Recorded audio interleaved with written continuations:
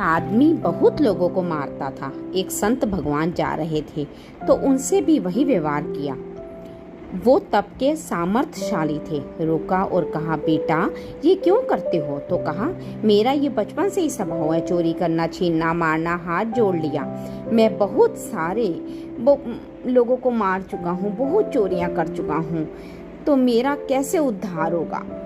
बाबा को देखकर वो समझ गया बड़े अच्छे सिद्ध पुरुष हैं, तो उसने हाथ जोड़ के बैठ गया कि बाबा मेरा कैसे उद्धार होगा।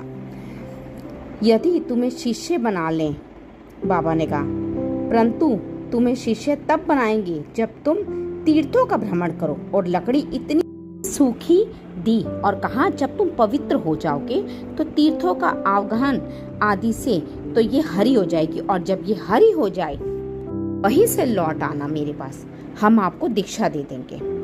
वो गया। एक पेड़ के अंदर बहुत बड़ा वृक्ष था, तो उसने सोचा रात्रि में यहीं बिता लेता हूँ। उस पे 4 चोर चढ़े हुए थे जो रात्रि में समीप के गांव में रात्रि में आग लगाने वाले थे। तो सोचा जहाँ इतने को मारा, 4 को और सही मार देते हैं, पूरे गांव बच जाएगा। नहीं तो रात्रि में ये सोते समय पूरे गांव को मार देंगे। और 4 उन्होंने कहा, ए भाई, चारों से कहा, तुम जिस वार्ता को कर रहे थे ना, तुम अभी उसके विद्यार्थी हो, हम उसके टीचर रह रहे हैं, गुरु हैं तुम्हारे। उतरो उतरो, नीचे उतरो।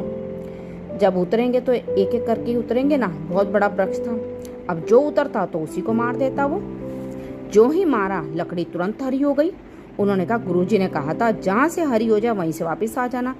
गुरुजी के पास लौट गए। गुरुजी ने कहा, हम जिस कुटिया में थे हम जानते थे कि तुम तीर्थ नहीं कर पाओगे। उसने कहा, गुरुजी आपने कहा था लकड़ी हरी हो जाए तो जान लेना तुम्हारा हृदय पवित्र हो गया है। बोले, कैसे बोले तुमने? हमने कोई पुण्य नहीं किया। उस बंदे ने कहा, जो चोर था, बाबा से कहा, हमने कोई पुण्य नहीं किया बाबा, 4 को और मार कर ही आए हम तो।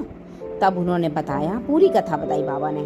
तो उन्होंने कहा, देखो बेटा, अभी तक तुम स्वार्थ के लिए मारते थे तो पाप हुआ।